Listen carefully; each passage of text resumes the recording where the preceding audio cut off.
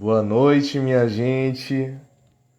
Hoje é dia de live aqui. Vamos falar sobre o álbum Canto da Cidade, 30 anos desse álbum emblemático de Daniela Mercury, que completa nesse ano, né, essa festividade com o livro de Luciano Matos. Hoje eu recebo ele aqui para a gente fazer essa entrevista. Luciano já está aqui entrando. Vou chamá-lo enquanto vocês entram.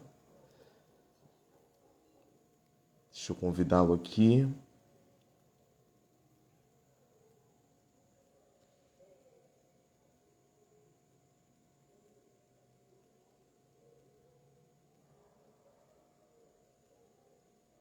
Isso, consegui chamar, acho que ele já está entrando.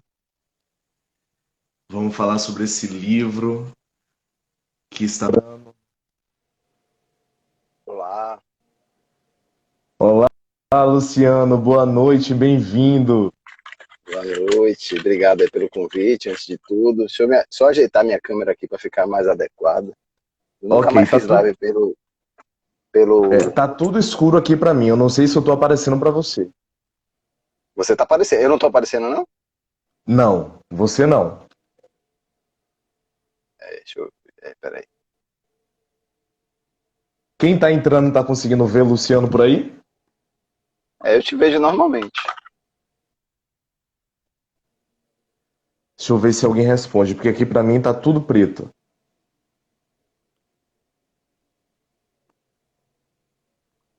Opa. Boa noite pra quem tá entrando. Quem tá entrando tá conseguindo ver Luciano? Ou é um problema só aqui pra mim? Você quer que eu saia e tente de novo? Tenta fazer isso porque pra mim não tá, você não tá aparecendo. E eu preciso te ver, homem. Ah, e para as pessoas também Então, não tá peraí. Deixa eu aparecendo. sair e voltar. Peraí. Tá. Então o Luciano vai sair, já vai voltar. Teve um probleminha aqui.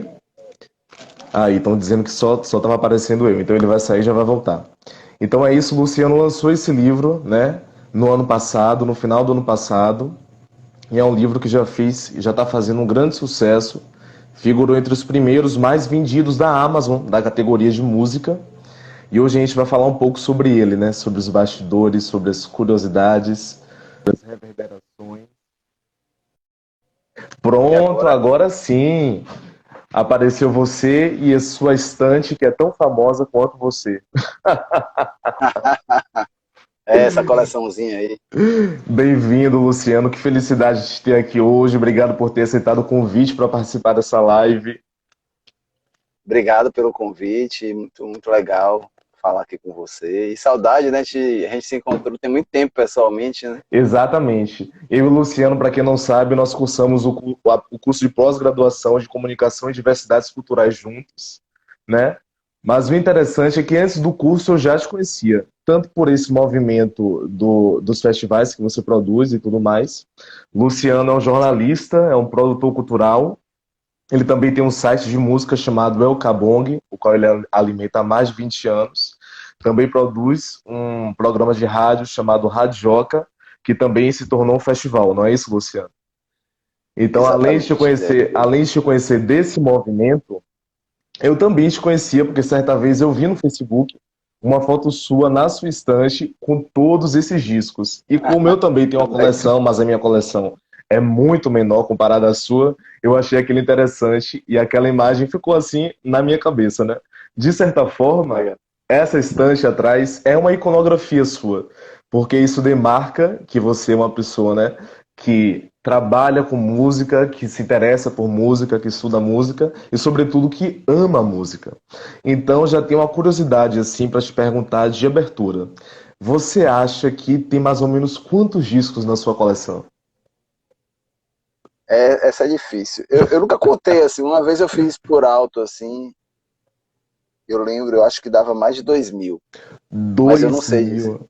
Caramba. Tem mais de 2.000, mas quantos são exatamente eu não sei. Com certeza é mais de 2.000. É É o que eu mais... lembro que eu fiz uma contagem assim, por alto, que eram mais de 2.000.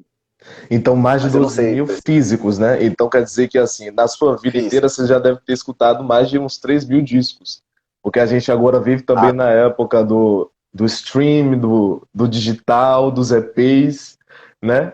Então, Sim. caramba, é realmente um Com arcabouço. certeza eu vi muito mais que 5.000 discos. De Ouvi com 5 certeza mil. muito mais. Eu ouvi, porque assim, eu ouço muito disco. Hoje os discos não saem tanto em CD quando saíam, alguns saem em vinil, então eu ouço muita coisa ainda na internet, né? Hoje eu estava ouvindo aqui, agora, um pouquinho antes de entrar, estava ouvindo as novidades, assim, e MP3, em Spotify, em plataforma, então eu ouço muita coisa nova o tempo inteiro, né? Além dos clássicos. Então, por que nesse universo de aproximadamente 5 mil discos, você escolheu O Canto da Cidade para ser um objeto de estudo e se transformar em livro? Na verdade, assim, o convite para o livro, o Sesc convidou Lauro Lisboa, que é um jornalista que era do Estadão, um jornalista bem importante, né, para ele fazer essa coleção. E ele que me convidou, já indicando um livro, né? Não Sim. fui nem eu que escolhi exatamente o disco. Ele convidou alguns jornalistas, porque é uma coleção que fala de discos importantes da música brasileira, né, de vários períodos, vários artistas. E ele convidou alguns jornalistas para escrever. Então tem José Teles, Camille Viola, escrevendo aí, cada um escreve de um disco específico, e ele me convidou, porque ele me conhecia aqui da Bahia, sabia de meu olhar para essa produção musical baiana, de certa forma crítico, né, essa produção da Axé Music, eu acho que isso que instigou também ele me convidar, e aí ele me convidou, eu topei na hora, porque primeiro fazer um livro já é um desafio que eu queria muito, eu achava muito interessante, e segundo, um tema que me interessava, porque é uma coisa que eu pesquiso há um tempo, a Axé Music, né? E eu tenho vontade de escrever um livro sobre a Axé Music, né? Sobre essa indústria, sobre esse movimento, essa coisa. Eu sempre tive vontade de escrever, ainda tenho um plano de escrever mais amplo que o livro de Canto da Cidade, né? À vontade.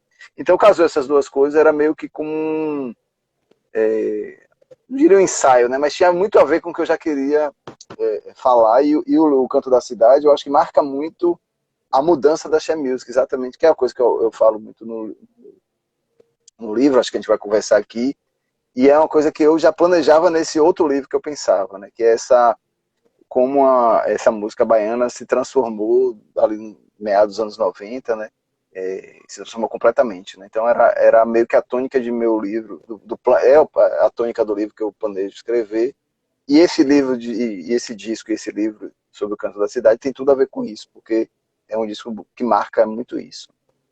E é interessante saber também que esse livro aqui, que é book, inclusive teve algum fã-clube da Daniela que falou assim: Nossa, eu detesto ler livro em PDF, mas eu vou ter que dar o braço e torcer para ler esse. Ele já figurou em primeiro É lugar legal. nos mais vendidos da categoria de música da Amazon, né? E que bacana que mostra esse movimento de interesse, né, literário por esse segmento. Mas antes da gente entrar assim, no universo do disco, eu gosto que no início do livro você faz meio que um panorama dessa produção da música negra baiana até chegar Sim. no canto da cidade, nos bastidores, enfim.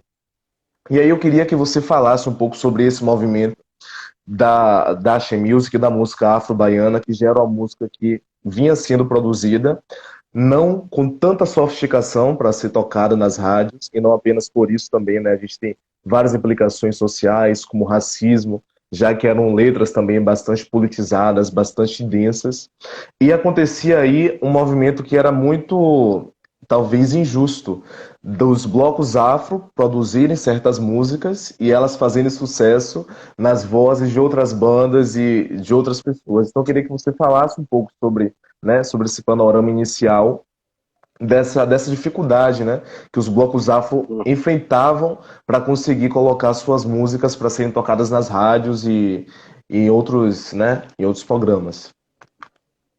Eu acho que o interessante dessa história da She Music, que eu acho que de certa forma eu toco no livro, é porque ele retrata bem uma problemática da indústria musical brasileira, né? E aí, em vários sentidos, né? E tem isso do racismo que você fala, tem um estudo que eu estou fazendo agora que... Bom, é porque eu estou falando que abre várias janelas, né, Isso. esse assunto, né?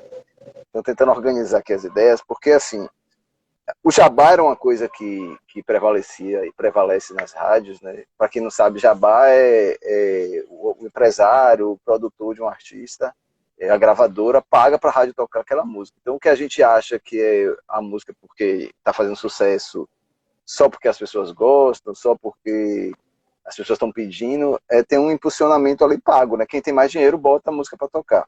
Então isso era um retrato que teve em qualquer estilo musical, e aí não vou falar aqui que a Axé Music é uma vilã por causa disso, não, porque a MPB, os grandes artistas da nossa música se utilizaram disso, assim. As gravadoras pagavam para tocar, sei lá, Caetano Veloso, Gilberto Gil, sei lá, Jorge Ben. É um mecanismo que sempre existiu, né?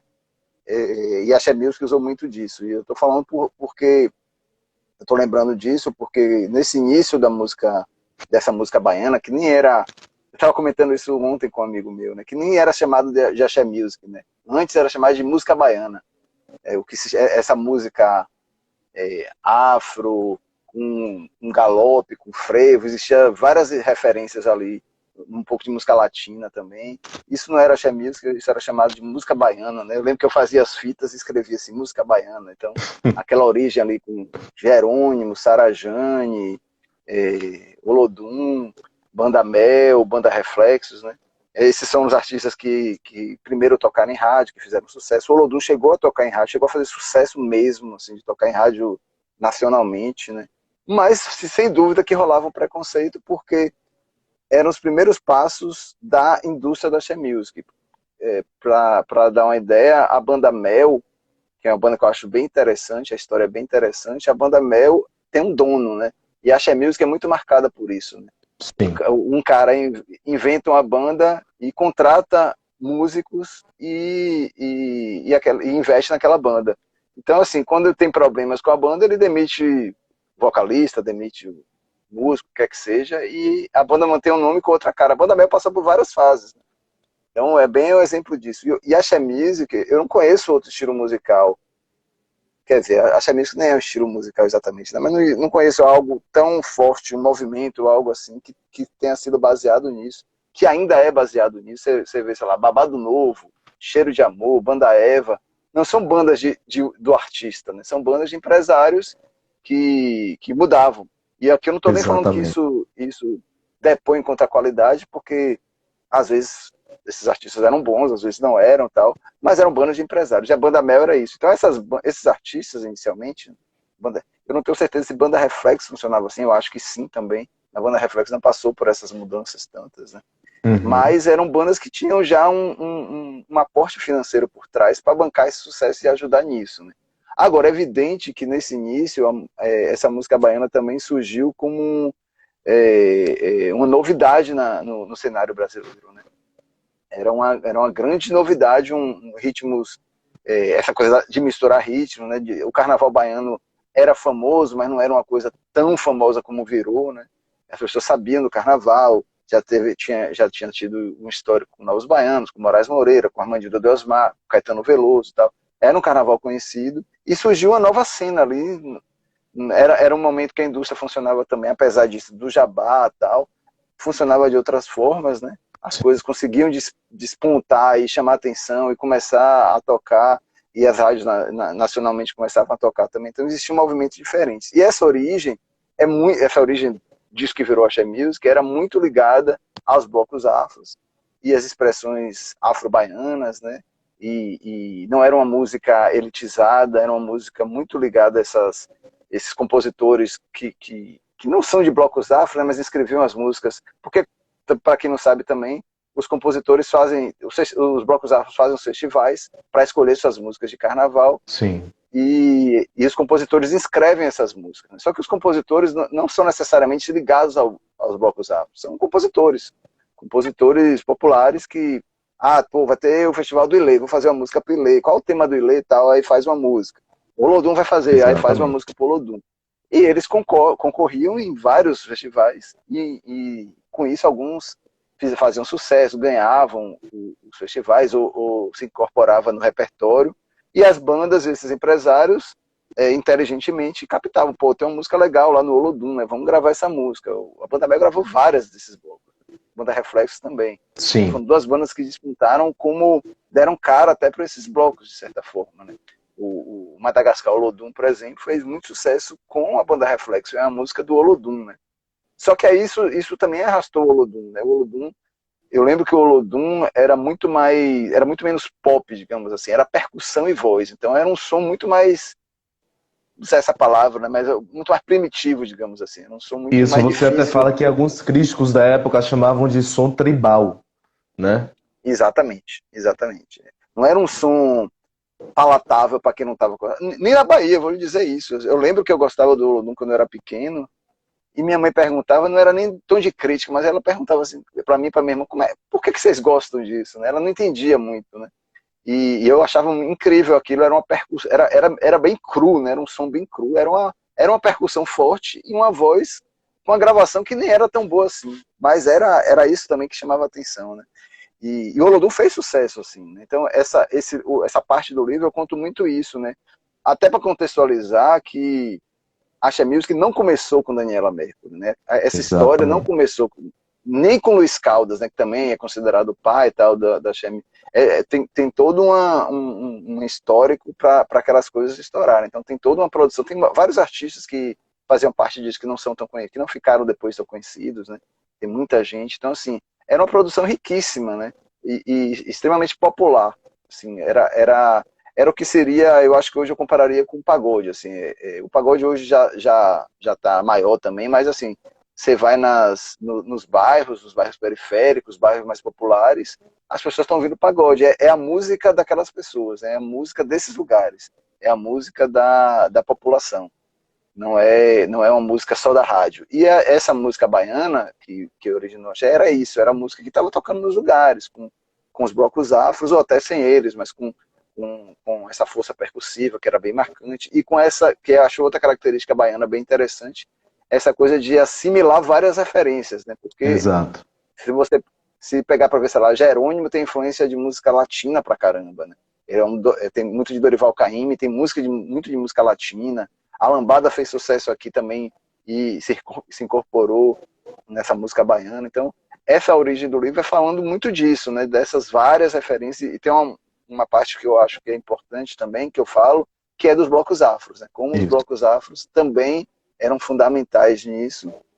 Era diferente, porque eu acho que os blocos afros, eu acho que o Olodum foi o primeiro a fugir um pouco disso, mas eram blocos de manifestação popular, não eram necessariamente, tanto que eles não têm nem todos têm discos gravados, ou tem poucos discos gravados, porque não Isso. eram artistas, não eram como bandas, né, que entravam no mercado de uma forma, se eu sou uma banda, vou gravar um disco, vou fazer show e vou tocar na rádio. A lógica dos blocos afro é muito diferente, né, são expressões de bairros, de comunidades, etc., que queriam sair no carnaval, queriam mostrar se manifestar, muitas vezes com discursos politizados, discursos de resistência, né? A maioria deles, se não todos. Então, assim, a lógica era muito diferente. Então, eu acho que tem isso também para os blocos afro não fazer o sucesso, né? Porque a Exato. E lógica era sobre diferente. isso, sobre essa parte em especial dos blocos afro, você trouxe para mim informações muito interessantes que eu não sabia, principalmente em relação ao Ileaê. E uma delas você fala, né? O nome não impediu que o bloco sofresse críticas da imprensa e manifestações contrárias nas ruas. Em seu primeiro carnaval, os 150 integrantes, que portavam adereços, cabelos e cartazes alusivos à negritude, foram recebidos com vaias e olhos atentos da Polícia Federal. Eu já tinha visto aquela matéria do À Tarde, né, que, enfim, é bem famosa sobre, mas essa informação eu não sabia. E outra coisa também que o vovô do Ilê relata para você em entrevista é que em um determinado momento eles tinham até que apresentar a polícia se os integrantes do bloco tinham antecedentes criminais, não é isso? Então, quando a gente olha E, assim, em retrospecto, que louco, que loucura e que racismo é, escancarado, né? que loucura e eu acho que coragem, né? Porque se a Exato. gente E parar para ver, subversão. era a ditadura militar, né? Era o pior Total. dos mundos. Sim. E eles botaram um bloco afro e eles só, eu falo isso no livro, que eles só abrandaram a coisa no nome, né? Porque eu não lembro agora se acho que era Povo Negro, não lembro agora, me foge agora o nome original. Eu acho que E era Poder aí Negro. Poder Negro, exatamente, é isso mesmo, Isso. desculpa, é Poder Negro. É. E aí, fala, não, é demais, cuidado. Aí eles mudaram e foram para ele aí, que eu acho que acaba ficando mais bonito até, né? Muito Mas era muito belíssimo. corajoso, era botar um discurso. Pense em plena ditadura militar, você colocar um discurso de resistência, um discurso político, negro, com não só nas letras e na sonoridade, mas no vestuário, no comportamento, Total. nos cabelos, em plena ditadura militar. Muita coragem E sendo influenciados e pelo aí, movimento dos Panteras Negras, né? Que na época eram totalmente exatamente, subversivos ao sistema. exatamente. Eu acho estranho, Lucas, que eu sinto falta às vezes nesses filmes, em textos sobre a resistência negra no Brasil, se fala mais dos blocos afro. Eu sinto Concordo. falta disso. Quando eu vi aquele Amarelo, o filme de Emicida, que eu acho muito legal, eu fiquei espantado, porque depois ele até fez um filme que ele fala dos blocos afro, mas naquele filme que ele fala da resistência negra, da luta contra o racismo, não cita os blocos afro. Eu falei, como assim? É importantíssimo. É um dos momentos mais corajosos e ousados, né, Sim. contra o racismo, pela negritude. E o E não é nem ele é uma citado. das Então, principais escolas antirracistas que a gente tem no Brasil, né? Até porque isso também exatamente. é uma coisa interessante que você traz na obra, que não era apenas um movimento de sair na rua para o carnaval, mas também de socialização e educação das pessoas daquele bairro. Então era um movimento cultural muito amplo, entendeu? Exatamente. Inclusive de valorizar a cidadania e a própria identidade, né? Então, que forte isso, que subversão. Exatamente, subversão, exatamente. E ele se mantém assim, né? Conseguiram manter isso. Eu acho o Ilê o maior exemplo da integridade, eu acho, né? Artística e de Muito. discurso. Eles se mantiveram ali o tempo inteiro, né? Lutando eu acho, imagino a sedução que rolou no auge da Axé Music, de mudar o Ilê, de transformar o Ilê em outra. Como o Araqueto sofreu isso. O Araqueto Sim. virou uma banda de Axé Music comum, né? E Isso foi a outra ironia coisa disso é que interessante, porque eu não sabia a história do Araqueto, então pensei que Araqueto a vida toda fosse esse formato que a gente conhece, né?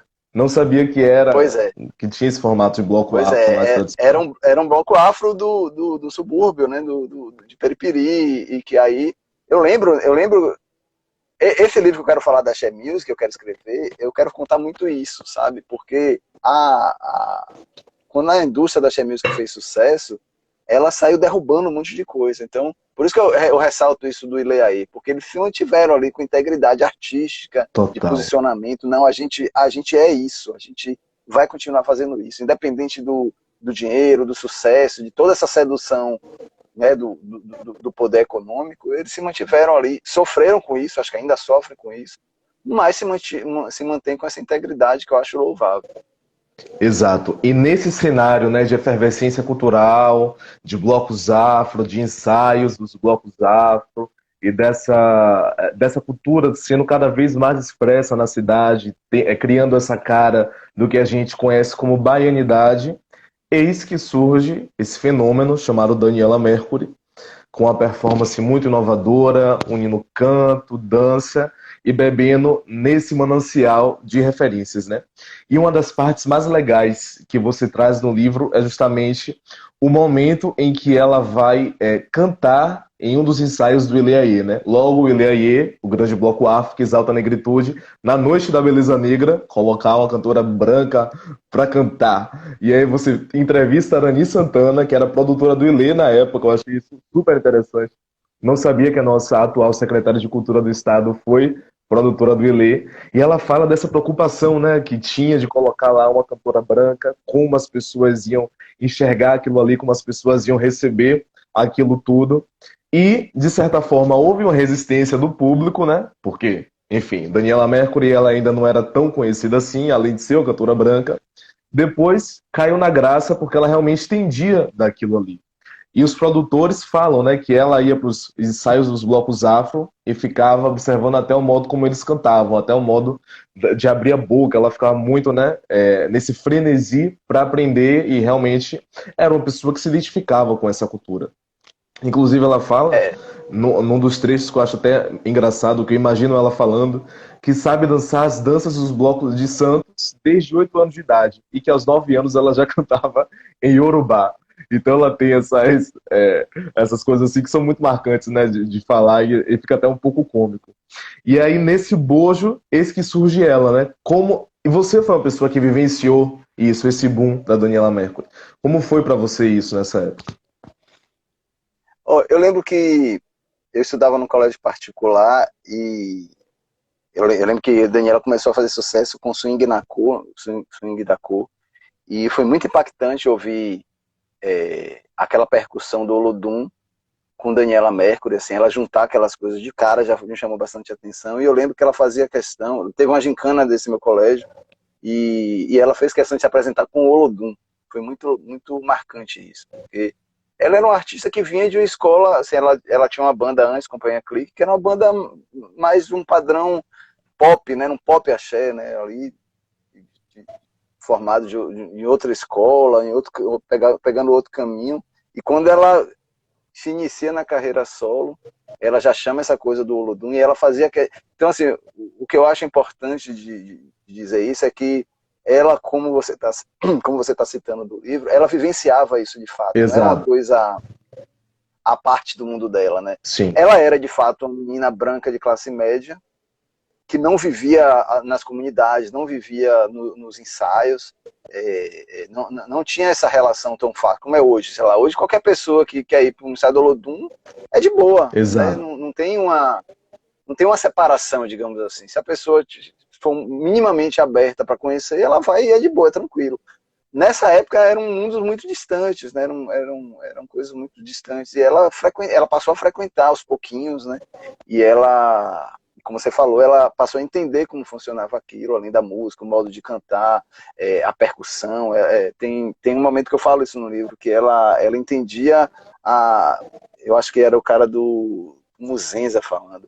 Ela Isso. entendia essa dificuldade de você cantar no ensaio com a percussão lá embaixo, você não tinha a parte harmônica te acompanhando e você tinha que entrar na hora certa. Então, ela Que são ela os conseguia bebeps, entender. né? Que se fala disso, É bebeps, isso, bebops. bebops. Exatamente. Que eu também não conhecia esse termo, é um termo acho que bem do universo, né? Eu até perguntei para uns amigos meus músicos, porque tem o bebop, tem o jazz bebop, né? Então, talvez o nome tenha a ver com isso. E são esses cantos para substituir o solo de guitarra, para naquele momento que você só tem a percussão e a letra não está rolando, ela faz muito isso, né? Então ela soube utilizar isso, ela mergulhou no universo que essa parte de Arani que você está citando, eu acho incrível, eu acho É uma das muito partes mais bom. divertidas do livro. Com E ela certeza, sem falando sombra de dúvida. Arani contando, eu dei muita risada. O livro foi muito divertido de fazer, né? Porque tem vários momentos engraçados. Pena que eu não consegui entregar, porque foi durante a pandemia, né? Que a maioria do livro foi feito durante a pandemia. Muitas das entrevistas eu não consegui fazer pessoalmente, né? Sim. Mas teve muitos momentos que eu me diverti aqui fazendo live, eu dava muita risada com as histórias, né? As histórias das letras das músicas. A Adailton Poesia é uma figura que merece um livro. Ele sozinho Muito. merece um livro. Com certeza. E a Arani contando essa história é muito marcante porque ela mostra isso, justamente o que você falou, rolava um estranhamento, né? Que, porra, quem é essa menina branca aqui no meio, tal, vai cantar, vai ser vaiada, a galera vai cair em cima. Só que como ela entendia daquilo, ela não estava chegando ali de paraquedas, ela não estava só se aproveitando daquilo, ela vivia aquilo, né? Ela sabia as danças, ela sabia as músicas, então ela entrou e falava com o mestre e tal, e sabia levar, É. então eu acho que ela tem um A mérito Arani dela fala aí que ela incrível. entra dizendo, Mestre Walter, na um. Na um é uma linguagem de Não, quadras de bloco afro. E quando a Arani estava falando exato. com ela para saber do show, a Arani perguntava: qual música você vai cantar do Ilê? Ela, todas. Porque de fato ela sabia todas. Ela estava indo para os ensaios e tudo mais. E foi Exatamente. no show e fez poporri em cima de poporri. Então era uma pessoa que realmente tinha noção daquele universo, né? De como fazer aquilo ali. Exatamente. Exatamente, ela vivenciava, e eu acho que o resultado disso é que ela fez bem, né? E ela Sim. continuou fazendo durante a carreira. E tem uma coisa que me marcou muito nas entrevistas com os compositores, com as pessoas ligadas ao bloco gráfico, o respeito a ela, né?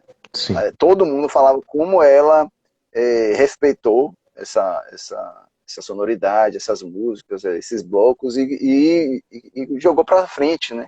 Impulsionou esses blocos, né? Uhum. Então, o Ilê se tornou conhecido mundialmente muito pelo sucesso da Daniela, né? Então, isso é importante, né? É importante a gente reconhecer essas coisas, né? Exato. O trabalho dos artistas que fazem diferença, né? Sim. E eu acho que... E claro que a gente tem que ter nosso senso crítico e não Total. só endeusar, e nem tudo é verdade, nem tudo é bonitinho. Claro que tem isso.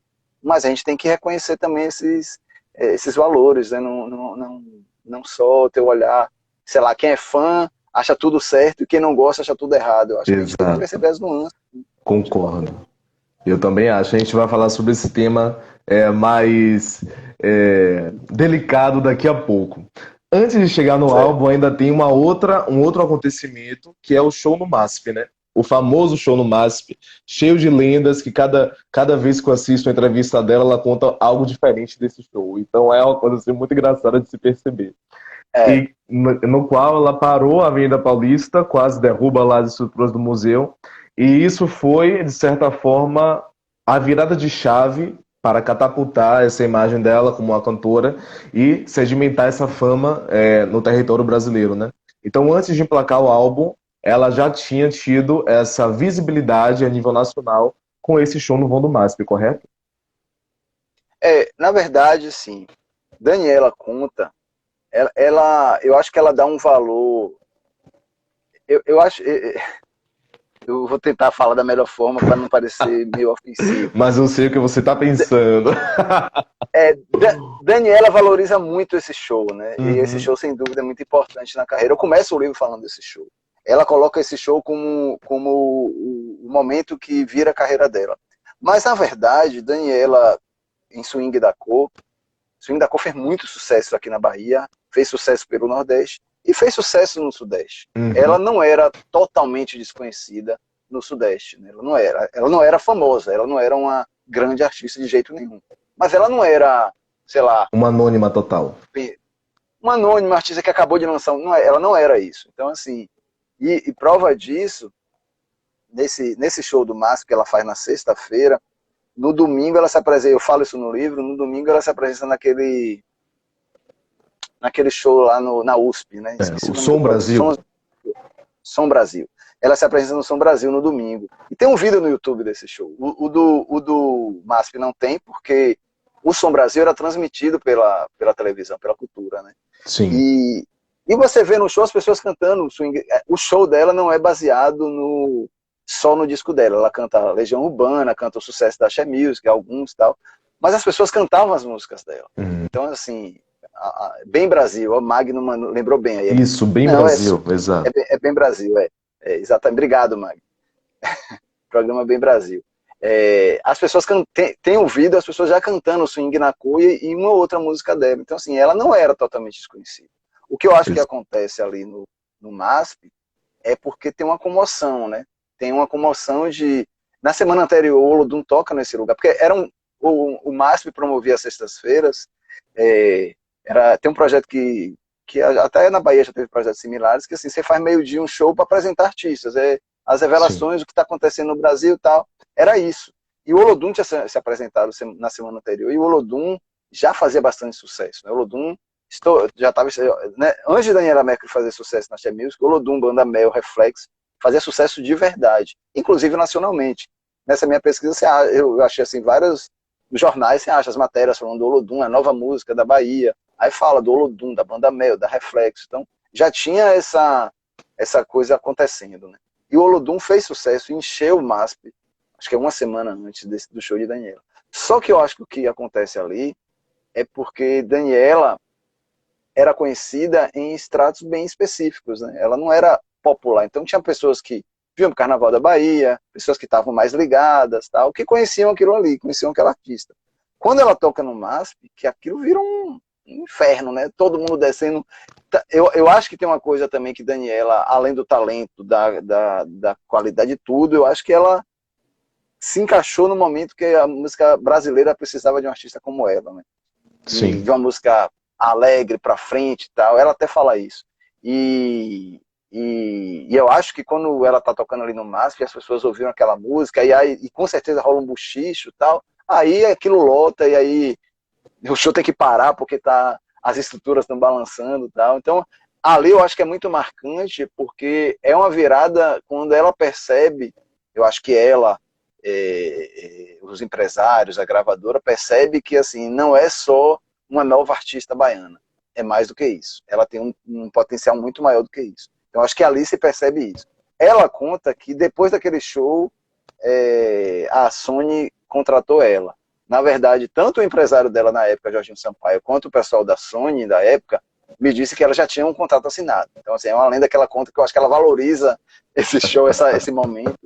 Que eu entendo, é um momento importante, mas ela já tinha um caminho ali, já estava um caminho meio traçado. Porque ela lança o primeiro disco numa gravadora muito pequena, né? Numa gravadora Eldorado, que até lançou, né, o disco do Ilê, Eldorado. Por isso que ela tem essa relação com o Ilê no início de ter essa facilidade de tocar no ensaio também, porque Exato. assim, a gravadora Contratualmente, lançou um tinha que tocar no show do outro, não era isso?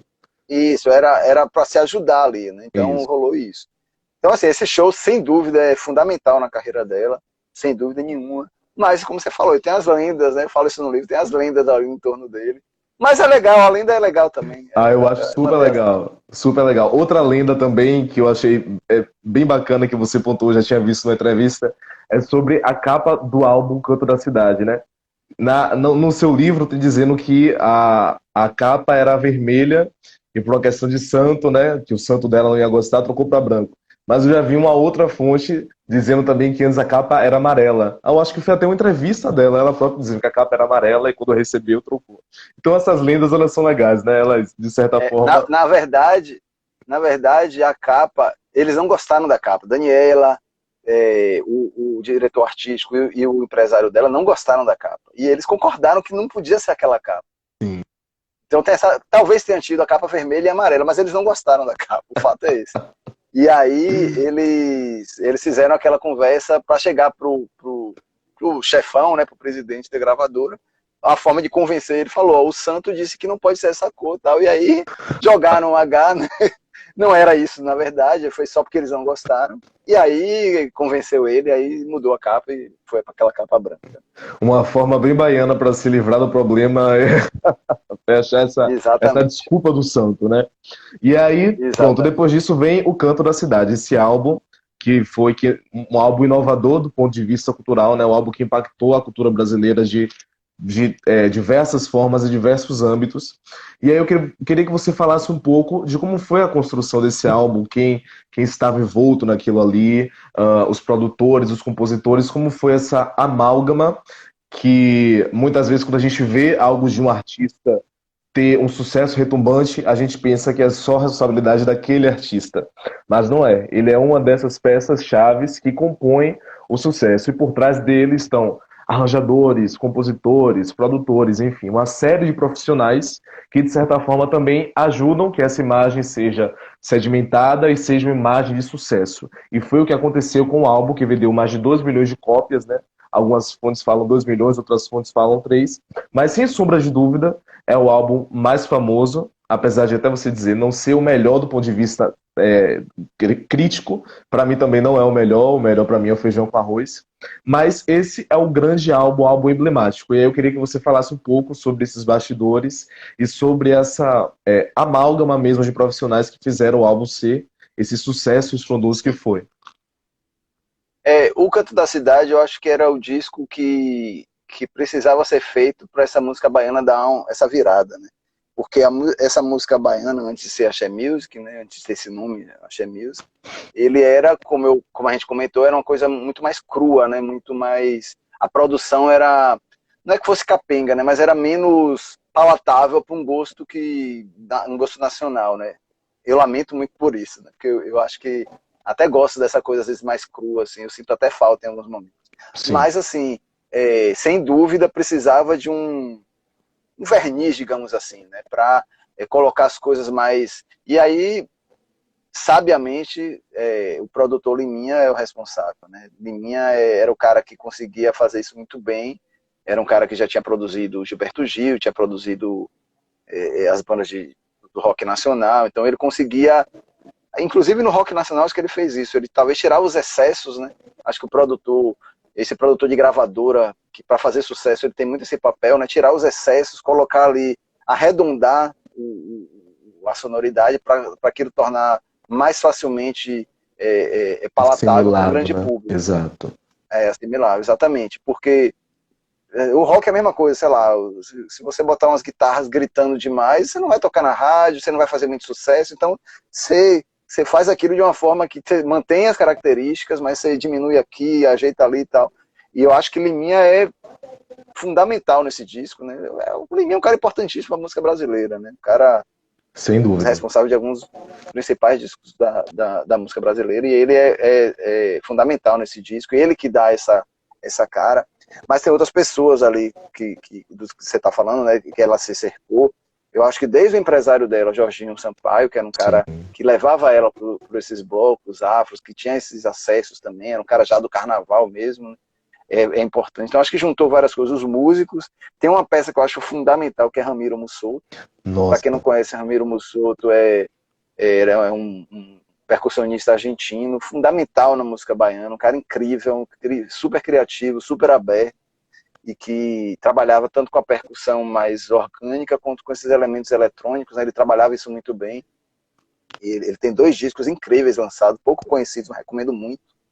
E ele já dialogava com essa coisa que a gente hoje está mais ligado ao pagode, com a eletrônica. Um é o Civilização e Barbárie e o outro, como é mesmo o título? Sudaca. Isso. Recomendo que vocês São incríveis. São muito bons. Muito bons. E ele tava com Daniela ali naquela criação, né? Nessa coisa de tentar pegar não abandonar a percussão, não abandonar esses sons da afro-baianidade, né? Essa coisa percussiva dos blocos afro e tal, não abandonar, mas também não fazer como o Olodum fazia de uma forma muito mais radical, que era uma percussão fortíssima, né? E só com a voz em cima. Então aí essas figuras, e aí tem o William Magalhães, que era trabalhava com Liminha, essas figuras foram essenciais para dar e Daniela Mercury também, né? Eu acho que esses 4 se juntaram para Luciano Branco está falando que Liminha fez com Chico Science, que aliviou demais o som. Tem muita gente que tem até essa crítica com o primeiro disco de Chico Science, né? Que ele dá uma aliviada, mas eu acho que é isso, ele consegue dar uma cara mais palatável, tornar aquilo que qualquer pessoa pode ouvir e gostar, não se assustar tanto. Então eu acho que esse disco de O Canto da Cidade é meio isso, ele pega o que existia nessa música baiana, diminui um pouco a percussão, tem poucas músicas com a percussão muito forte, né? Em um momento ou outro ali é mais forte, e consegue dar essa arredondada, tornar esse som mais assimilável, né? Uma coisa que eu fiquei assim, besta, desculpe te interromper, mas foi você mencionando a música O Mais Belo dos Belos, porque essa música parece que tem uma percussão inteira do Eliaê ali tocando, e na verdade, se eu não me engano, eram só duas pessoas tocando, mas aí ele fez uma composição que ficou parecendo que era percussão em massa, exatamente, né? E ficou belíssima. E aí é muito o dedo de Ramiro, né? Ramiro conseguia fazer isso, porque ele com essa coisa do entendimento da percussão e da percussão baiana, ele era argentino, mas ele veio para cá e já mergulhou nesse universo e sabia muito. Ele sabia do universo da percussão e ao mesmo tempo dessa coisa da eletrônica, da tecnologia, né? Que imagine que 30 anos atrás a tecnologia era muito menos avançada, mas ele já entendia isso, ele conseguiu captar isso, juntar isso e transformar nisso que você está falando, na percussão forte, mesmo não sendo ali, como o Swing da Cor o Swing da Cor, o disco anterior, o Olodum toca ali, que são vários percussionistas, que era uma dificuldade, né? Como você registrar aquela força percussiva num disco, porque a captação disso ainda não é tão fácil, imagine naquele tempo, né? A Timbalada sofre com isso nos discos dela, né? Você vai num show e a Nação Zumbi sofre com isso. Como é que você vai captar o faia da Nação Zumbi? Naquela época era muito mais difícil. Como é que você vai registrar essa percussão afro-baiana, que tinham várias coisas ali, não eram os instrumentos mais comuns dos estúdios, né? Então tinha uma dificuldade ali. Sim. Então acho que existem essas soluções, e Ramiro encontra essas soluções com a tecnologia, né? Não abandonando essa força, essa qualidade da percussão baiana. Então acho isso um grande mérito dele, de Liminha, né? De ter esse diálogo. Eu acho que tem uma sinergia ali muito boa entre eles, né? Tem uma troca ali que faz a coisa acontecer muito bem.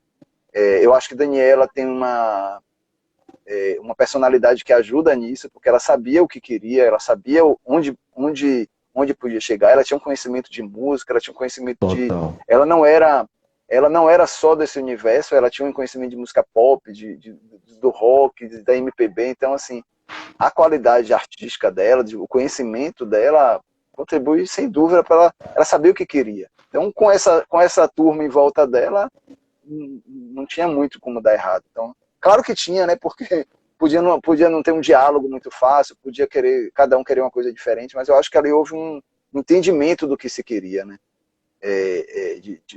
Do que a gravadora queria também. Eu acho que a gravadora, o diretor artístico ali tinha uma noção do que podia extrair dali daquele trabalho. Ele sabia que não podia ser uma coisa para fazer sucesso, para aquilo virar uma coisa maior. Ele sabia que não podia deixar solto e virar uma coisa... Infelizmente, eu lamento por isso, que eu acho que a gente devia ter uma sociedade mais aberta para ouvir uma percussão mais forte quando for necessário, uma guitarra mais alta quando for necessário. Mas, infelizmente, a gente tem essa limitação, né? As rádios ajudam nisso, das pessoas terem uma certa limitação com coisas estranhas. Então, acho que ali foi a parar as arestas para tornar uma coisa menos estranha para o ouvido médio, né? Então, acho que Liminha, essa turma, né, junta, acho que conseguiu fazer essa equação muito bem feita e tornar o disco um sucesso absurdo. Exato. E não apenas essa adequação de ritmo, de som, mas também adequação de conteúdo, já que a gente tinha, né, o conteúdo mais político nas letras das canções dessa música afro-baiana. Inclusive, a canção título, ela tinha uma outra letra original, né, composta por Totti Gira. Eu vou aqui, vou tentar cantar assim como eu imagino que seria, porque eu não sei como é que ela se encaixaria, mas seria mais ou menos assim. O som que vem original, do tambor, né? Exato, a letra original, é mais ou menos assim. O som que vem do tambor, o canto que ecoa o chão, a praça e a cor bonita, a mão que fez o pelo, o tom da pele na flor tem vida, ela é bonita. Aê, aê, negro é Salvador. Aê, aê, verdadeiro amor. Não sabia que essa era a letra original. Eu fiquei tipo assim, como? Uma letra belíssima, eu achei isso belíssimo, né? A letra que ficou, né, com a adaptação da Daniela, também eu acho uma letra bonita. E é interessante observar que essa música, ela primeiro foi para Durval Leles cantar, ele não quis. E aí o empresário da Daniela viu a música ali do Totti Gira, deu para ela ficou mais ou menos, né, assim, incerta se gravaria ou não. E aí topou gravar com essa alteração para que a letra ficasse, de certa forma, melhor para ela cantar e, enfim, não tivesse esse tom de negritude tão assimilado, né? Na época, o compositor Totti Gira, ele topou, inclusive ele fala, como é uma coisa muito engraçada que ele fala, é melhor comer caviar junto do que merda sozinho, uma coisa mais ou menos assim. Justamente para que a música fosse esse sucesso, né, que foi de fato a música dela mais famosa de todas. Mas anos mais tarde ele veio entender que se tratava um pouco de um embranquecimento da sua música, né? E aí eu queria que você comentasse um pouco sobre isso também.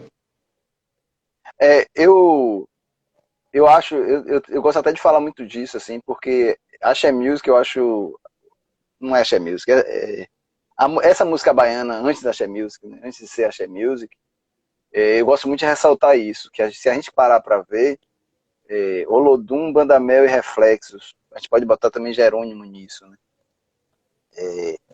Fizeram bastante sucesso cantando músicas que falavam da negritude, e aí eu posso dar exemplos, Jerônimo cantando Eu Sou Negão, Exato. Falando da África, aí tem várias do Olodum, e a banda Reflexo e a banda Mel regravam, falando de problemas sociais, falando de racismo, também essas bandas a gente pode pegar vários exemplos, né? Sei lá, e lá vou eu, se as pessoas cantam E Lá Vou Eu só o refrão, mas a letra é uma crítica social pesada, fala até de AIDS, né? A AIDS na época era uma coisa bem tabu, bem polêmica até de se falar, era um tabu, e eles falavam, então assim, eu acho importante falar isso, porque a gente, principalmente eu acho que as gerações mais recentes, a gente tem uma lógica, as pessoas estão falando, não estão conseguindo acompanhar, Luciano, Thaís. Muito comentário obrigado, aqui. Gente. Mas também queria agradecer a participação de todos, muita gente dizendo que está amando a live, né? Falando aqui de outras músicas da Daniela. Ela deveria gravar a versão original, hein? Eu já gravou. Estamos precisando dessa voz. Também acho. Acho que ficaria belíssimo se ela É, gravar. Ou então outra Magno fala cantora que também. Magno fala que a segunda letra sai mais fluida, encaixa melhor na melodia e na métrica. É verdade, verdade. Eu acho que dava pra fazer um meio termo, né? A gente podia Isso, fazer um meio termo aí. Mudar a concordo. letra, mas mantendo aquelas características. Mas é isso, é a indústria, né? Mas eu vou chegar lá. Então, assim, eu gosto de ressaltar isso, porque isso que eu tô falando dessas músicas com temáticas sociais, políticas, raciais, tal, com críticas, e eram músicas pop dançantes, não eram músicas, não era um rock crítico, não era um MPB, era música para tocar no carnaval. Lá Vou Eu, a música Super que fez muito sucesso, era música do carnaval. E falava ali desses problemas sociais. Então, assim, é possível, né? Não são coisas que não são possíveis estar juntas. Dá para você fazer sucesso, e me incomoda muitas vezes o sucesso de hoje, a música que faz sucesso hoje, em muitos momentos eu acho muito rasteira, muito superficial, porque assim, é como se não fosse possível, sabe? Você falar, não é ser sério, você não precisa ser necessariamente sério, mas você pode falar Exato. de problema, falar das realidades, falar Uhum.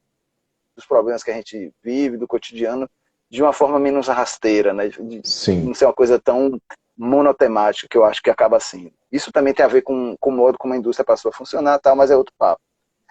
Então eu acho que esse exemplo dessa música, esse proto-axé music, essa música antes ali da axé music estourar, mostra isso, que dá. E Daniela faz isso, né? Eu acho que a música de Daniela traz isso. Por mais que ela tenha essa música ela tenha mudado a letra, mas se a gente for para o mais belo dos belos, é uma ode a, né, Sim.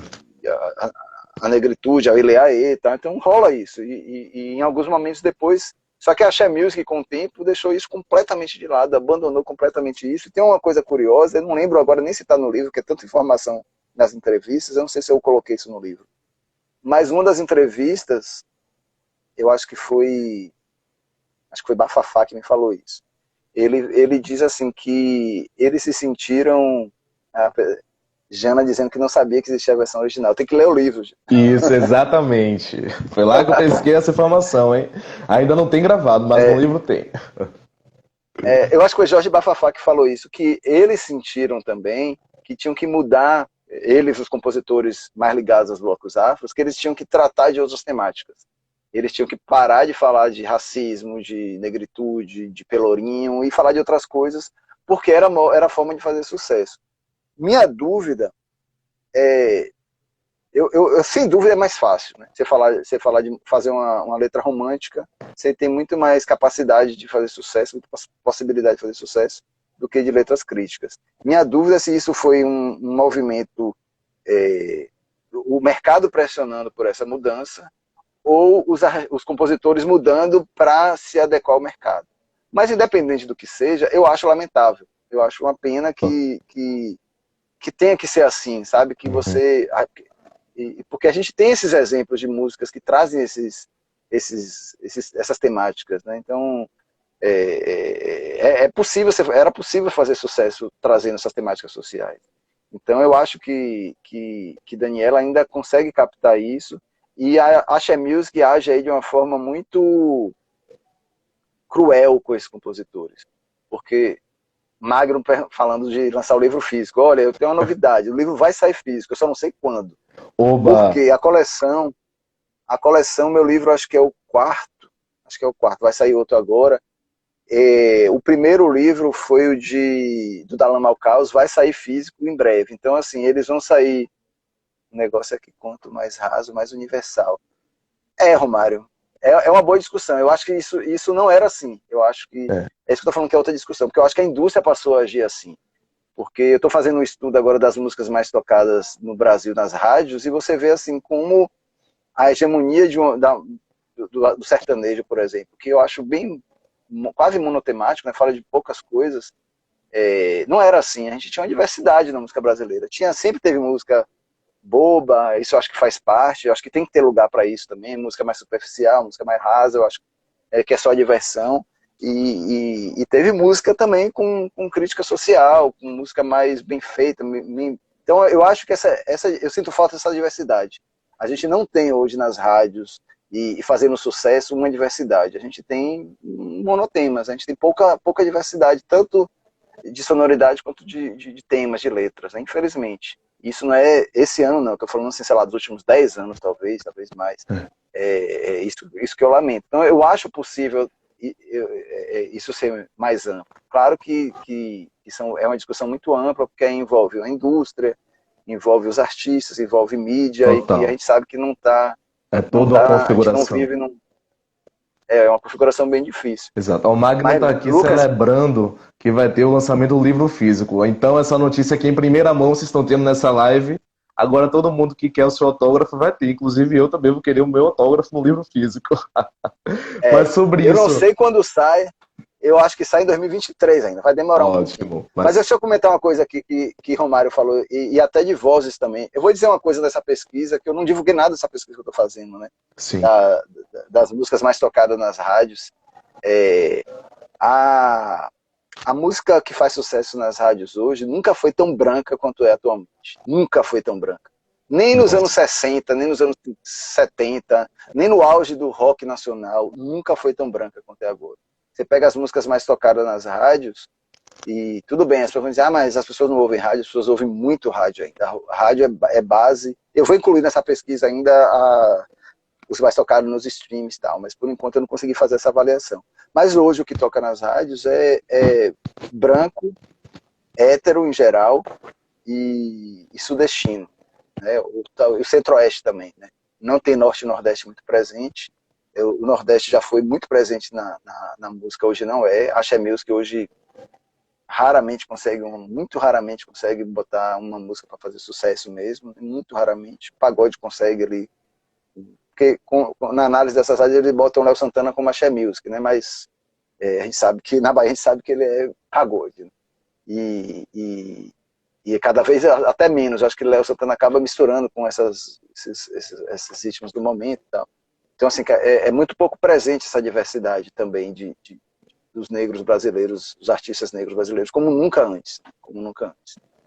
Olha, a gente já está chegando em 1 hora de live, mas eu queria te segurar mais um pouquinho, porque eu tinha ainda muita coisa para perguntar, mas eu vou tentar aqui reduzir. E tem um outro tema, né, que é muito importante a gente falar aqui, que é não apenas do embranquecimento do conteúdo, mas do embranquecimento da Axé Music depois do movimento pós-Mercury.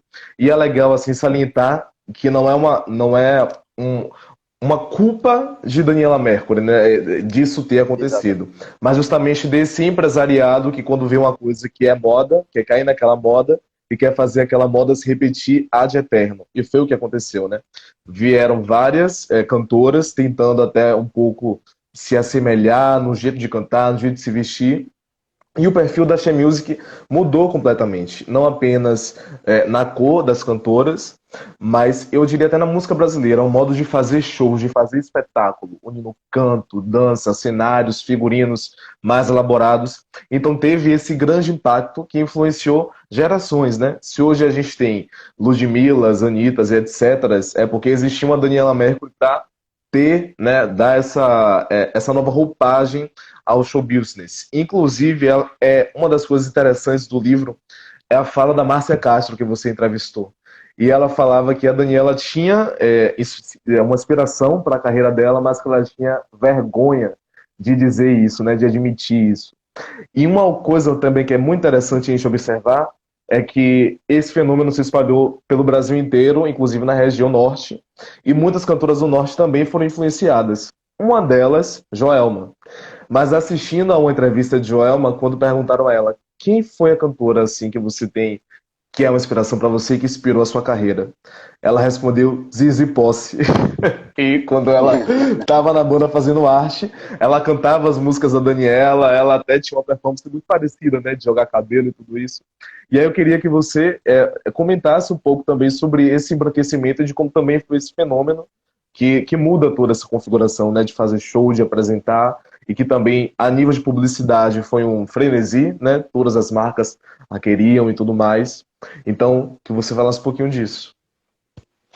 Quando o disco faz sucesso, como eu falei, né, quem fazia sucesso dessa música baiana era Luiz Caldas, Banda Reflexos, Banda Mel, Então, quando Daniela faz sucesso, ela tem um perfil que se enquadra no que o brasileiro acha, né, esteticamente mais aceitável, né? E aí tem um preconceito da sociedade mesmo, né?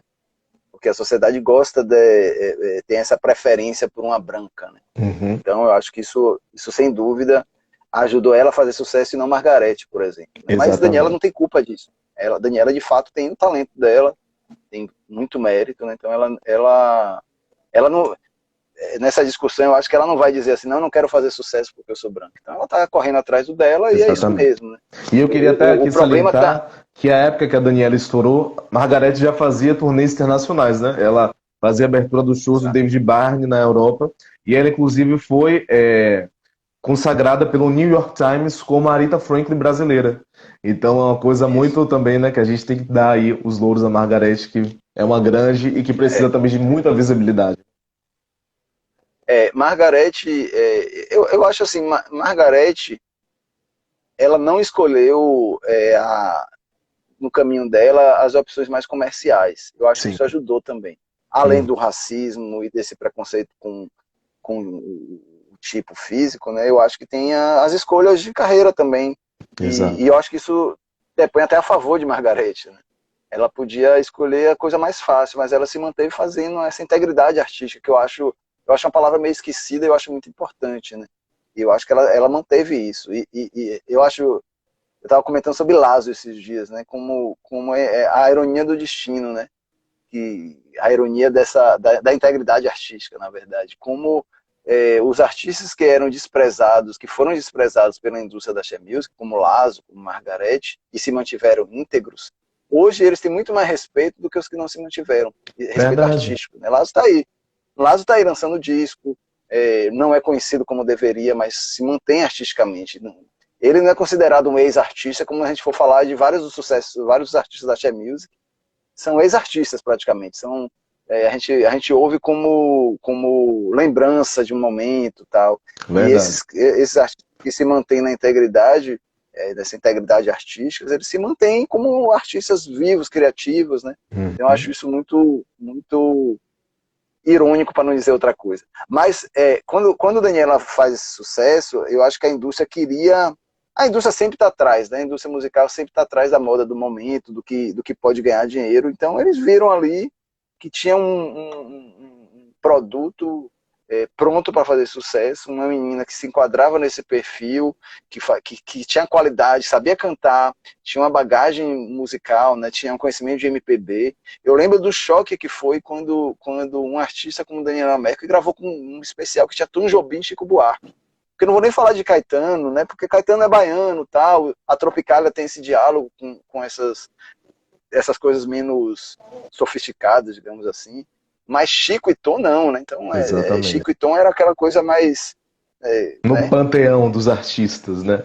Isso. Então, e Daniela estava ali com eles. Então, isso acho que foi um carimbo muito forte. Assim, Daniela se mostrava assim uma artista que fazia uma sonoridade popular, de sucesso, mas que tinha esse diálogo com MPB mais clássica, mais tradicional. Isso eu acho que é muito marcante. E Isso. quando a indústria viu isso, e aí já existiam outros artistas, né? Já existiam outros artistas com essa característica mais... Porque assim, para quem não sabe, quando o Olodum fez sucesso, por exemplo, eu lembro muito disso, e Daniela fez sucesso logo depois com o Canto da Cidade, antes com o Swing da Cor, depois com o Canto da Cidade, trazendo essa coisa da percussão.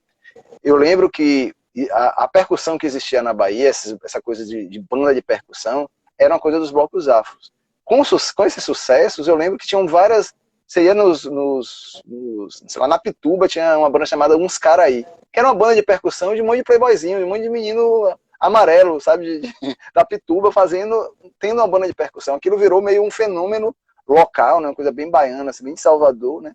Mas, assim, era a sensação. A juventude, os jovens, os adolescentes queriam fazer banda de percussão. Isso era muito interessante. Né? E aí eu acho que as gravadoras não se importam muito com... A indústria não se importa muito com... Tem uma fala de Armandinho que eu acho que resume muito isso. Não sei se você já ouviu ele falando. Qual que é? Ele relatando o momento que ele queria subir com o trio elétrico. Ele subiu um trio elétrico ali na ladeira da montanha para entrar na Praça Castro Alves tocando. E ali, acho que foi em 94, 95, no auge da Axé Music, e a polícia disse que não podia subir ali. Falou, mas como assim? A gente sempre sobe.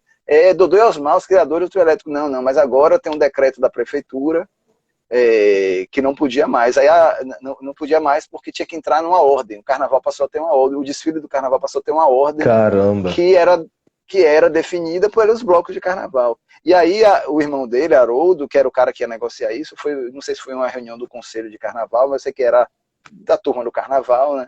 Que aí devia envolver prefeitura, governo do estado da época, e os blocos de carnaval, e aí eles falaram, não, mas a gente precisa valorizar nossa história, a gente precisa mostrar essa história do trio elétrico, da música baiana. Aí os caras do bloco, não, a gente não quer vender história, a gente quer vender abadá. Nossa. Nem aí, sabe? Então, assim, isso retrata bem a postura dessa indústria, né? Que eu acho que a indústria fonográfica em mudança ali nos anos 90, né?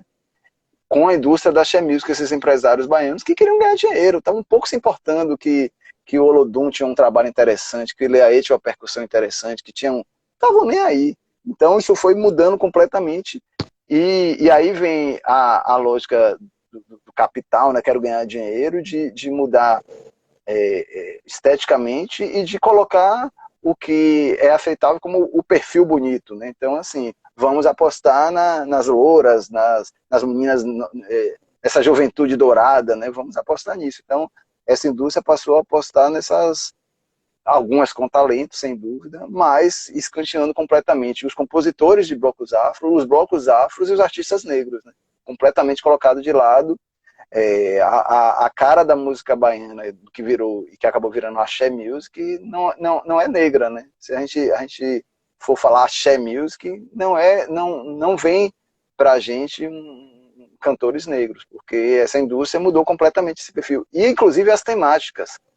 Eu gostava, eu sou um cara que eu fui muito influenciado por rock, né, na minha juventude, como muita gente, né, de minha geração.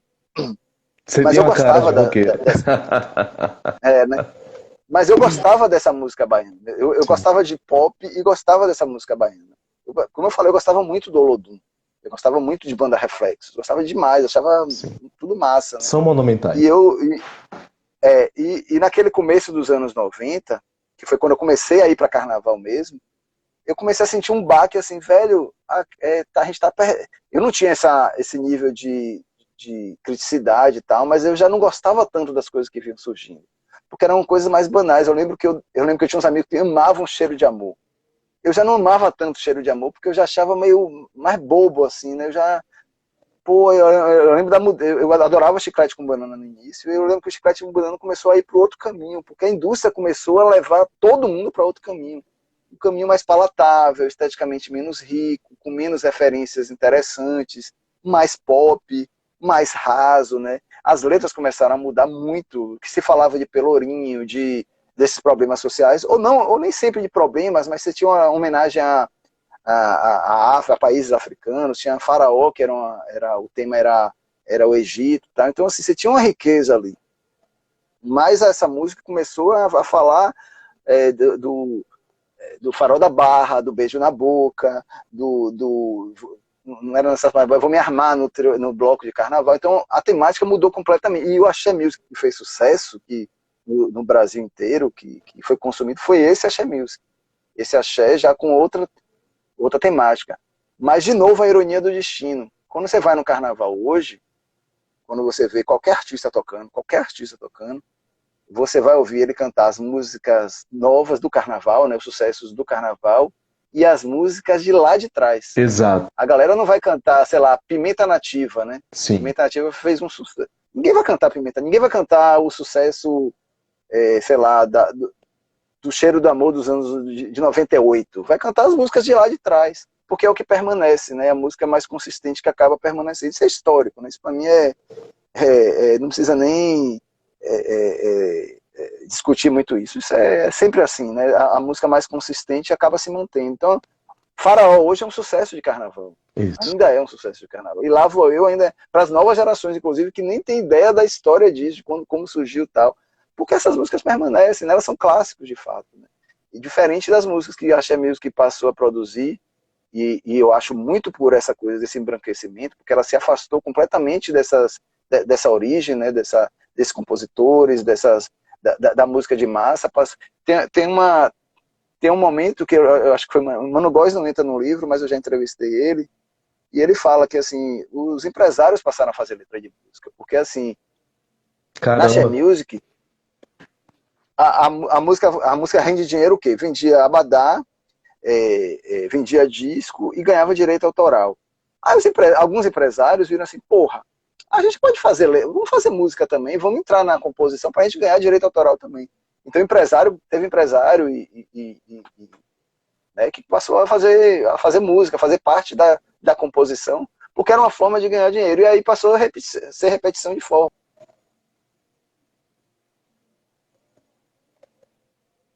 Eu caí? Não. Pronto, já voltou.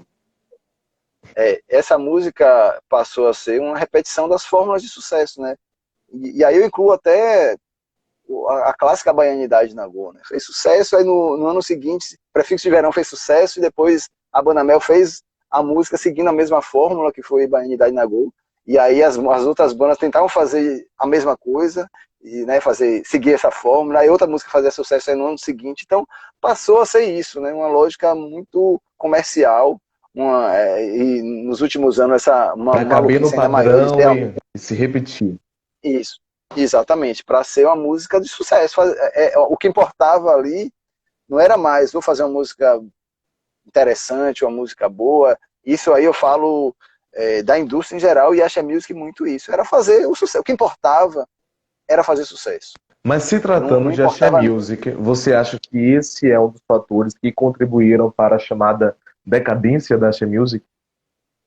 Sem dúvida nenhuma. Eu acho que se afastou das origens, deixou de lado as características que eu acho que eram mais ricas dessa música, né? Essa coisa da percussão. Você vê, a música, a Axé Music dos últimos, sei lá, 15, 20 anos, tem pouquíssima percussão, né? Não tem uma presença percussiva, não tem uma característica tão marcante ligada a essa... Tudo bem, eu acho que a música também muda e faz parte e tal, mas eu acho que se afastou dessas características mais populares. E aí, você vê isso bem marcante, que o pagode passou a fazer sucesso, porque o pagode traz essa percussão muito marcada, né? A presença, e essa percussão do pagode, hoje é repetido por artistas de fora daqui. Vários artistas estão pegando essa batida, porque tem uma verdade ali, tem uma coisa muito, muito rica ali, né? E a She Music foi abandonando todas essas coisas. Eu lembro que uma amiga minha me chamou para participar de uma aula para falar de indústria cultural, e eu começo mostrando esse sucesso da Olodum, Bandamel, Reflexos, e aí no ano que, não lembro que ano foi, tem uns 2, 3 anos, um pouco mais, tem uns 4 anos isso, que Cláudia Leite fez uma música que era meio que um funk, do Vauleres a mesma coisa. Então, assim, os artistas da She Music passaram a correr atrás do que faz sucesso. Sim. Então, assim, pouco se importando essas características. A indústria se movimentou muito assim. Então eu acho que a decadência tem a ver com isso. Abandonou as características mais particulares dessa nossa música, né? A percussão, essa proximidade da cultura de rua, dos bairros populares, a presença dos compositores, a presença negra. Então foi abandonando tudo isso, deixando isso tudo de lado e desprezando completamente, e virou outra coisa. Fez muito sucesso, ganharam muito dinheiro, sem dúvida nenhuma. Massa, tem o mérito disso. Mas, e Letieres fala isso, tem isso no livro. Letieres Leite fala isso de uma forma muito rica. Eles não souberam valorizar isso, porque essa música podia permanecer ainda. Eles podiam saber dosar melhor isso, dessa riqueza artística, estética que a gente tinha, com o sucesso. Isso podia ser dosado de uma forma melhor, equalizado, né? Mas, assim, não se importaram. O importante era fazer sucesso e ganhar muito dinheiro, e conseguiram ganhar muito dinheiro. Mas, rapidinho, respondendo a outra coisa que você perguntou do show business, que eu acho também que Daniela marcou muito isso, e no livro eu falo disso. Antes de Daniela, poucos artistas brasileiros tinham essa característica de grande show, com cuidado com iluminação, com canhão de laser e tal, e a dança era muito... talvez Elba Ramalho tivesse um pouco, nem Mato Grosso tinha, mas era muito pouco, e ela conseguiu fazer isso de uma forma também, de uma música pop jovem, né? Então ela ajudou sem dúvida a transformar isso essa produção, esse show business brasileiro, sem dúvida, Daniela tem um papel fundamental. Tanto que Você falou de Márcia da uma das críticas da época a chamava de Madonna Tupiniquim. Achei isso muito engraçado, e de fato. É, de fato era meio isso. Agora, comentando o que você falou do comentário de Márcia Castro, Sim. minha geração, a que não foi seduzida completamente pelo Axé Music, o universo independente, por exemplo, a galera da MPB, do rock, tinha ojeriza Axé Music. Era meio que proibido gostar. O pessoal do rock do Brasil assim, chegava aqui e dizia que os roqueiros baianos eram os mais radicais. Porque a gente tinha aquele inimigo, tinha um inimigo opressor, hegemônico, que não dava espaço para nada, que era a Axé Music, né? Era essa Axé Music depois dos anos 90. Então, essa fala de Márcia Castro era uma fala muito comum. Ninguém assumia que gostava. Era muito difícil assumir. E gostar era muito difícil.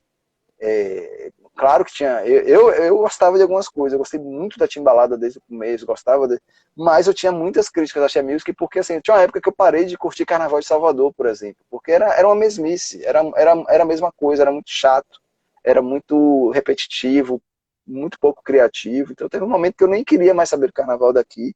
Eu acho que nos últimos anos a gente resgatou algumas coisas e está bem melhor. Mas eu queria falar disso, que eu acho que era importante. Até para gerações entenderem esses momentos, né? Essa resistência à Axé Music durante o tempo tinha sentido, porque a Axé Music, você mudava o rádio, só tocava Axé Music. Você ia, sei lá, Titãs ia tocar em Salvador, tinha que abrir para Cheiro de Amor. Não tinha shows internacionais, nada vinha para cá porque só tinha Axé Music, as pessoas só consumiam Axé Music o tempo inteiro, era muito forte. Tinha um lado bom nisso, mas era demais, era sufocante e impedia outras coisas de acontecer, sabe? Então isso era muito ruim. Então tinha essa oposição que não era tão forte, não era tão grande, mas era forte no sentido, tinha um discurso muito forte contra, que era importante, né? E que a gente viu que tinha todo sentido. Exato. Lu, a gente já passou mais de 1 hora de live. Eu queria te agradecer por compartilhar tanto conhecimento com a gente. Suas falas, elas desdobram outras perguntas, vontade de comentar, vontade de falar mais. Então, realmente, acho que quando você puder, faça um encontro presencial online para a gente discutir mais sobre a Axé Music, sobre esses movimentos, né? Falar mais sobre música, sobre essa música baiana que ainda repercute muito. E antes da gente acabar, eu tenho 2 perguntas para você. A primeira delas é: qual é a sua música predileta no álbum Canto da Cidade? O Mais Belo dos Belos. É belíssima mesmo. A minha é Monumento Vivo. Não sei se é porque é Moraes, porque fala de poeta, eu sendo poeta, mas eu acho que é uma música que sempre que toca no carnaval eu me emociono muito. E a segunda pergunta é: você crê, assim, na sua visão de crítico, de apreciador da música, que a gente ainda pode ter um álbum no gênero Axé Music, no gênero da música afro-baiana, que tenha uma repercussão ainda de impacto cultural pelo futuro aí, ou você acha que essa decadência ela está posta, ela não tem como voltar atrás, a gente vai ficar vivendo desses sucessos passados? Como é que você enxerga isso? Eu acho que a gente vive. Porque, assim, eu acho que tem umas verdades que são ditas, especialmente para o público médio, que não mergulha tanto, porque, né, cada um tem sua vida, nem todo mundo é doente para ter tanto disco assim, né? De fuçar as coisas. Então, eu entendo que as pessoas têm suas vidas e música passa de uma forma menos profunda, né? E infelizmente a gente tem os meios de comunicação que não apresentam as coisas que existem no país, né? Infelizmente. Então eu acho que a gente vive um cenário musical muitíssimo rico. Na Bahia, especialmente, eu acho que a gente tem um cenário muito rico, inclusive de artistas que eu tava brincando esses dias comigo mesmo, pensando assim, pô, o Carnaval 2023 vai voltar. Eu acho que, tirando a coisa da fama dos artistas da Axé Music, ninguém tá sentindo falta de uma nova música de Cláudia Leite, ninguém tirando os fãs, estou dizendo assim, né? Não existe um buraco artístico, estético desses artistas. Eu, pelo menos, eu acho que não, né? E eu fico pensando assim, o Carnaval de 2023 pode delinear um novo momento, porque eu acho que vai ter mais festas populares, ou mais festas privadas, e esses caras que são mais ligados a essa indústria vão preferir, porque é dinheiro mais garantido, vender essas festas fechadas e tal. E o carnaval, talvez, aos poucos, em Salvador, ele vai ficar mais disponível para esses artistas novos. Aí eu falo Baiana System, Afrocidade, A Tocha. Então, esse cenário, tem gente que brinca que é a nova Axé Music, eu não acho que é a nova Axé Music, eu acho que a Axé Music é muito vinculado a essa indústria, né? E esses artistas não são vinculados a essa indústria. Concordo. Então, eu acho que esses artistas, eu citei 3 aqui, mas dá para citar mais, mas eu acho que esses 3 são bem fortes. Eu acho que o Larissa com a Ayabés faz isso também. Esses artistas podem transformar isso, né? E eu lembro que o primeiro carnaval do Baiana, eu acompanho o Baiana System desde o primeiro show, né? Eu lembro o primeiro carnaval do Baiana System, passando pela barra, assim, nos camarotes, as pessoas faziam dedo para baixo, vai embora, porque o Baiana System não cantava, porque todo mundo passava cantando o sucesso da Axé Music, né? Todo mundo. Sim. Ou seus próprios sucessos, sei lá, Chicletes próprios sucessos, sei lá, Ivetes próprios sucessos, ou o sucesso do carnaval. E de repente vem uma banda que não canta nenhum sucesso, uma música completamente desconhecida, diferente daquilo que era o padrão ali. E poucos anos depois, o Baiana virou um fenômeno no carnaval, inclusive, né? Parece que o jogo virou, não é mesmo? Pois é. Então eu acho que de novo, o jogo virou sem precisar da indústria dizer como vai ser. Verdade. Porque virou artisticamente, né? Artisticamente, esses artistas que ocuparam esses espaços, né? O Baiano, eu acho que é um exemplo para várias coisas. Assim. A gente pode... Tem gente que não gosta do Baiano, mas eu acho um exemplo para várias coisas. Foi uma banda que não se rendeu ao mais fácil, se manteve ali com sua integridade e ganhou a massa, né? Uma banda de sucesso e não só de um gueto. Quem acompanha o Baiana no carnaval vê assim, tem uma massa ali, tem uma população jovem com os perfis mais diversos acompanhando aquilo. Então eu acho que esses artistas podem levar isso que você está perguntando, sabe, a um sucesso maior. Eu acho que hoje, da forma como a indústria está montada, da forma como as pessoas assimilam música e consomem música, é muito mais difícil. Porque assim, minha geração foi muito crítica, minha geração assim, desse mercado mais independente, foi muito crítica à indústria, gravadoras e tal, mas a gravadora, até os anos 80, tinham vários problemas, mas as gravadoras tinham um cara lá na gravadora, que era responsável pelo lado artístico, que ele sabia de música. Então ele escolhia, não é à toa que ele escolhia Gilberto Gil, Caetano, Milton Nascimento, Jorge Ben, sabe? Nem todos, Alceu Valença, etc., nem Gal Costa, falar vários nomes aqui, nem todos iriam fazer um sucesso absurdo, a maioria nem fazia um sucesso absurdo, mas eles tinham essa preocupação artística, né? Ao mesmo tempo eles tinham a preocupação de colocar artistas que vendessem muitos discos, aí investia, sei lá, em Gretchen, né? Uma coisa para fazer muito sucesso, para vender muito disco, mas eles mantinham esses artistas com uma preocupação mais estéticas ali nas gravadoras. Com o tempo, as gravadoras e essa indústria foi abandonando isso. Então hoje eu acho muito difícil, nessa forma como a indústria está montada, de estimular esses artistas com essa preocupação mais estética. Então você vai ter um ou outro que vai furar a bolha. Não fura, eu acho. Mas é muito mais difícil nesse sentido, porque por mais que a gente tenha, teoricamente, a gente tenha as pessoas têm mais acesso a tudo, as pessoas não estão ouvindo tudo, as pessoas estão ouvindo a mesma coisa, né? Verdade. As pessoas estão ouvindo no Spotify os artistas que estão sendo, em geral, os que estão sendo impulsionados. Né? Os que estão nas listas dos 50 mais tocados.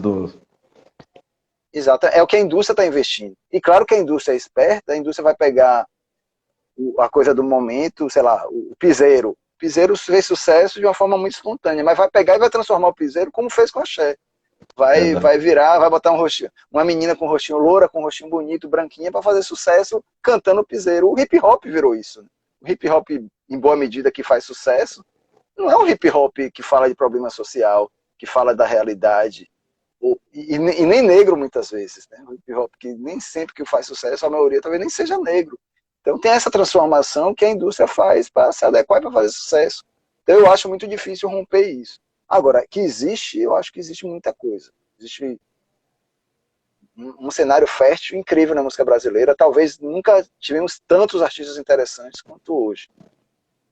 Boto fé. E eu acho que isso já pode ser até um tema para uma outra live, hein? Luciano, muito obrigado. Esse foi o Papo dos Matos. Você viu o comentário de Adriele? Esses matos estão demais. Lucas de Matos e Luciano Matos. Uma dupla boa, hein? Uma dupla de Axé Music. Vamos fazer, Luciano? Gente, comprem aqui, leiam O Canto da Cidade, da matriz afro-baiana, Axé Music, de Daniela Mercury. O livro que foi um dos mais vendidos na Amazon da categoria de música, uma leitura muito interessante. A minha primeira leitura no Kindle, então assim, eu tenho certa dificuldade em livro físico. Eu super me rendi a essa leitura, que são mais de 200 páginas, mas vem 2 dias, super rapidinho.